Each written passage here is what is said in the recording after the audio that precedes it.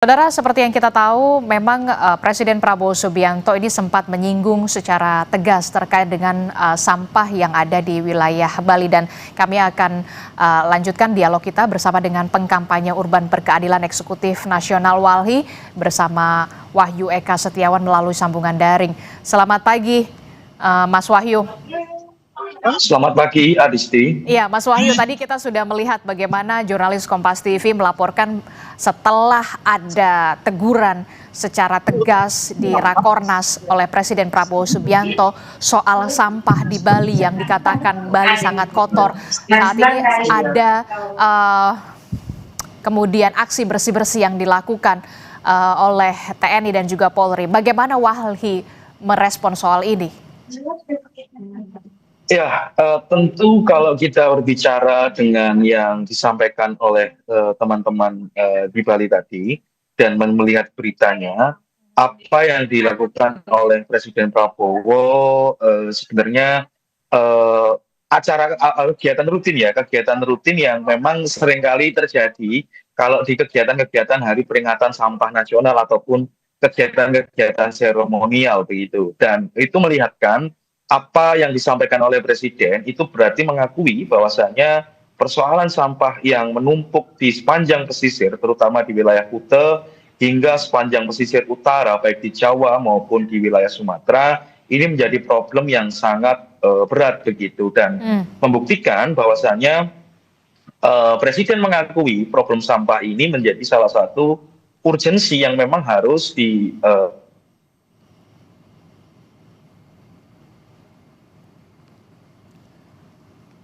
selesai ke seremonial. Teman-teman muda itu juga sudah banyak yang mengerjakan tersebut seperti itu. Oke.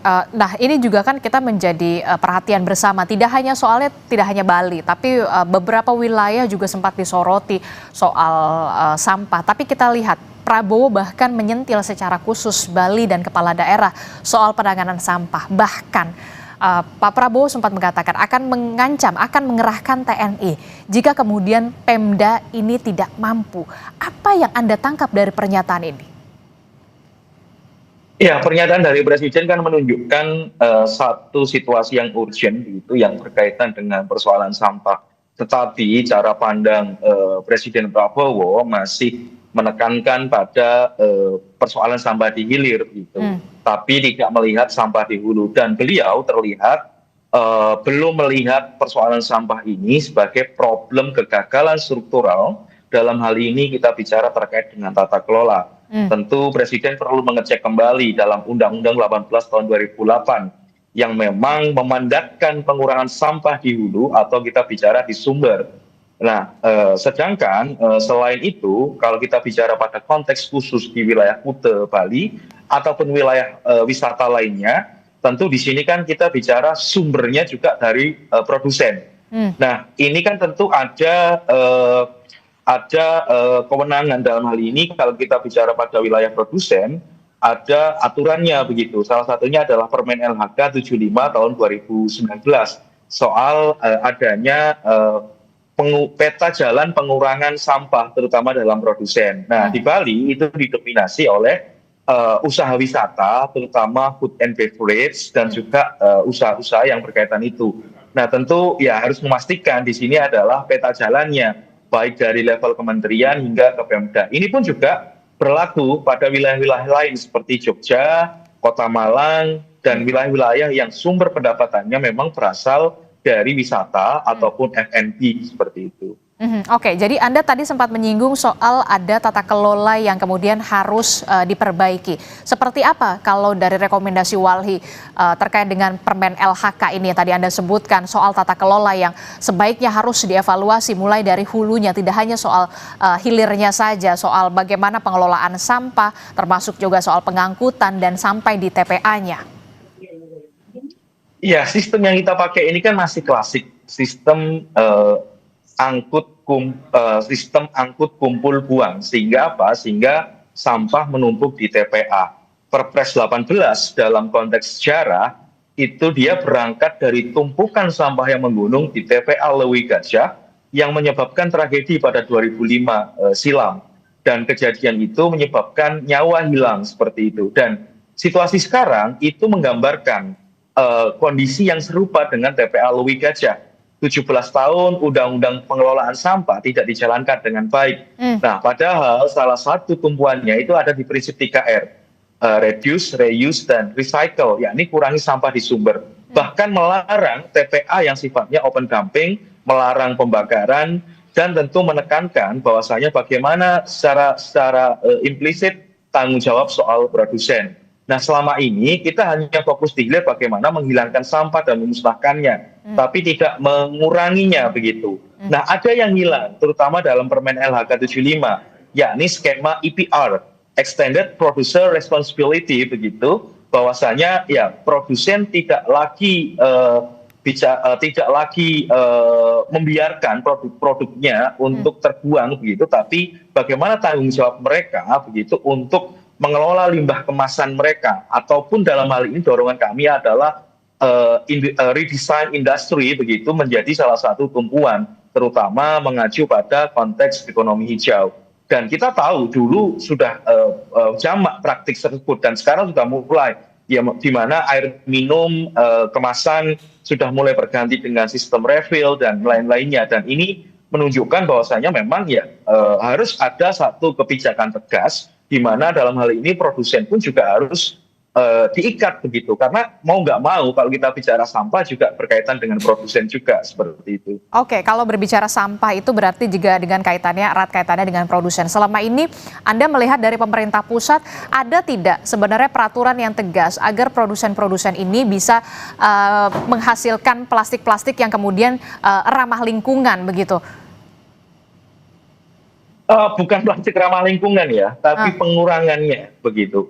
Ataupun yang dalam hal ini adalah sifatnya dia dapat di reuse gitu, ataupun dikurangi. Dalam hal ini aturan tersebut itu memang secara eksplisit ada di Permen LHK 25. Namun memang belum secara detail begitu bicara terkait dengan peta jalannya begitu. Nah, tentu di sini kami menekankan peta jalan itu memang harus dimiliki setiap industri begitu, terutama industri yang bergerak di bidang F&B maupun di bidang-bidang lainnya. Karena kalau kita bicara sampah, ini tidak hanya plastik saja, tapi juga ada sampah organik, bagaimana pengelolaannya, bagaimana pemilahannya, dan ini memang harus didukung oleh sistem tata kelola yang mumpuni, seperti adanya TPST 3R, adanya pekerja sampah yang teredukasi dan juga terjamin hak-haknya, juga komitmen dari pemerintah pusat dan juga pemerintah daerah dalam hal ini untuk mendorong komitmen tersebut. Oke, nah kalau Anda melihat begini ya, kan kita tahu pemerintah akan membangun proyek waste to energy di 34 kota dengan kemudian kita tahu nilai investasinya tidak main-main, 3,4 miliar dolar Amerika. Nah, bagaimana Anda melihat, Walhi melihat ini merupakan salah satu upaya untuk kemudian dalam tanda kutip mengurangi soal sampah ini? Ya, itu kan logika yang dipakai pemerintah, kan selalu mereka tergila-gila, seolah-olah tergila-gila dengan teknologi begitu. Nah, kalau kita bicara penggunaan teknologi itu sah-sah saja dan itu menjadi bagian memang dalam satu solusi. Gitu. Tapi sifatnya, misal terkait dengan PSCL, dalam hal ini misal waste to energy maupun RDF, itu harusnya memang menjadi solusi jangka pendek begitu. Karena apa? Karena fokusnya hanya memusnahkan ataupun mengubah untuk menjadi barang tertentu begitu. Nah, kalau dalam pandangan kami tentu yang menjadi baku di sini adalah pengurangan sampah dari hulunya yang memang harus diselesaikan. Meskipun teknologi yang itu diklaim punya teknologi yang besar, yang muntakhir, tapi tetap menimbulkan residu. Salah satunya ada catatan kami ada particulate matter gitu, baik yang 1.0 maupun yang 10 maupun yang 2.5. Lalu juga soal paparan racun seperti furan, dioksin, begitu itu menjadi kendala. Selain itu, dampak dari pembakaran tersebut itu juga nanti akan menjadi semacam residu, yakni seperti padatan dan juga abu, begitu yang itu juga akan ditumpuk juga di TPA. Artinya juga ada sampahnya juga. Nah, kalau itu diklaim untuk mengurangi sampah, tentu kurang sepakat kami, begitu karena sifatnya dia hanya memusnahkan, yakni Kalau mengurangi seharusnya dia membutuhkan misal 1.000 Oke, oke, Mas Wahyu. ton. Abstensi pajak di mana sampah itu harus dikirim sebesar 1.000 ton untuk menunjang proses dari pembakaran yang nanti akan dikonversi menjadi listrik. Sehingga cukup paradoks kami melihat begitu, di tengah semangat untuk mengurangi sampah, tapi yang terjadi bukan mengurangi, tapi memusnahkan sampah saja, seperti itu. Oke, jadi bukan mengurangi tapi kemudian memusnahkan sampah. Tapi kalau menurut Anda, Waste to Energy yang kemudian dibangun di 34 kota ini, apakah ada dampak lingkungannya yang bisa dalam tanda kutip berdampak terhadap masyarakat di sekitar proyek tersebut? Tentu akan berdampak ya tadi, semisal pengalaman kami di Surabaya beberapa waktu lalu maupun di Putri Cempo begitu, tentu proyek ini adalah proyek yang boleh dikatakan resikonya cukup tinggi. Karena apa? Karena tadi ya sebutkan ada potensi paparan dari furan maupun dioksin yang sifatnya diakumulatif. Dia tidak terlihat dalam 1 minggu, 2 bulan ataupun 1 tahun, tapi bisa sampai 2 tahun, 3 tahun baru diketahui terkait dengan paparan itu yang terada di tubuh manusia, seperti itu.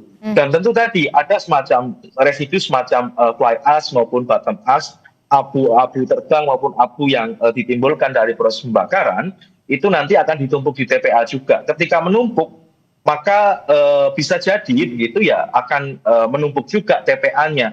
Dan seringkali ketika abu hasil pembakaran ini seringkali juga akan diolah menjadi produk-produk tertentu. Tapi kan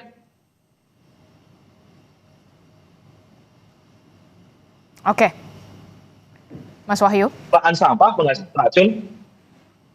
sampah menghasilkan racun dan itu yang ingin dipertahankan gitu. Tentu kami tidak ingin seperti itu. Karena menyelesaikan sampah berarti bukan meninggalkan racun, tapi bagaimana mengurangi sampah itu secara pelan-pelan begitu, terutama dalam hal ini adalah pengurangan dari sumbernya, seperti itu. Oke, kalau saya ingin tanyakan kemudian apa rekomendasi Walhi yang bisa diberikan oleh pemerintah provinsi, tidak hanya di Bali tapi pemerintah provinsi di sejumlah wilayah untuk soal penanganan sampah ini, termasuk juga untuk pemerintah pusat dari jangka pendek ke jangka panjang?